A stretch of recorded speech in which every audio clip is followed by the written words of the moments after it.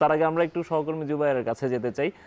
জুবায়ের, সকাল থেকে আপনি নির্বাচনটা দেখছেন, কেমন নির্বাচন দেখছেন? আসলে আমেজটা কেমন? কাউন্সিলররা আসছেন কিনা? ভোট গ্রহণ কেমন চলছে?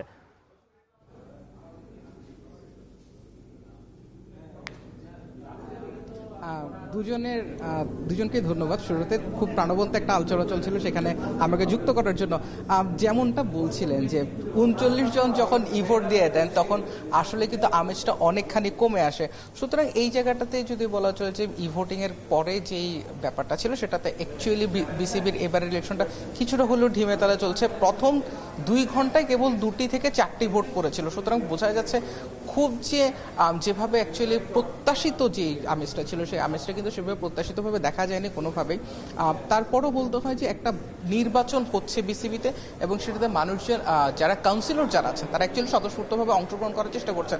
আমরা গতকালই সিটি ক্লাবের যিনি কাউন্সিলর ছিলেন মইনুল হক তিনি একটা কথা বলেছিলেন আমাদেরকে যে কেউ যদি ঢাকায় থেকে থাকেন তবে তার উচিত ভোটের পরিবেশটাকে সুন্দর করার জন্য অবশ্যই নির্বাচনের দিন ভোট কেন্দ্রে গিয়ে ভোট দেওয়ার কথা। এই জায়গাটাতে সম্ভবত বিসিবির এবারের ইলেকশনের সবচেয়ে বড় ঘাটতির জায়গা, যেখানে ৮ জন যখন বিনা প্রতিদ্বন্দ্বী নির্বাচিত হয়ে যায়, জেলা থেকে যারা ক্রিকেটের তৃণমূল পর্যায়ে যারা ক্রিকেটার তৈরি করেন যেসব সংগঠকরা, তাদের কিন্তু অ্যাকচুয়ালি আর এদিকটায় আসার সুযোগ থাকে না। তখন খুলনা এবং বরিশাল বিভাগের বাইরে কাউকে আমরা সেভাবে তাদের আসার প্রয়োজন হচ্ছে না।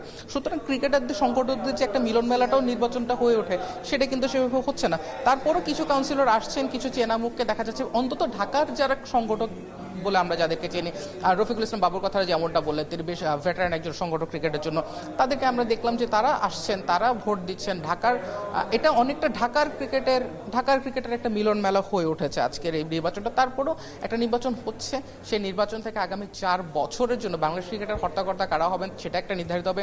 বিকাল ৪টা পর্যন্ত ভোট গ্রহণ হোক, তারপরে সন্ধ্যা নাগাদ আমরা জানতে পারবো কোন ২৫ জন আগামী ৪ বছরের জন্য বাংলাদেশ ক্রিকেটের ভবিষ্যৎ নির্ধারণ করবেন। ধন্যবাদ জুবায়ের আমাদের সঙ্গে যোগ দেওয়ার জন্য।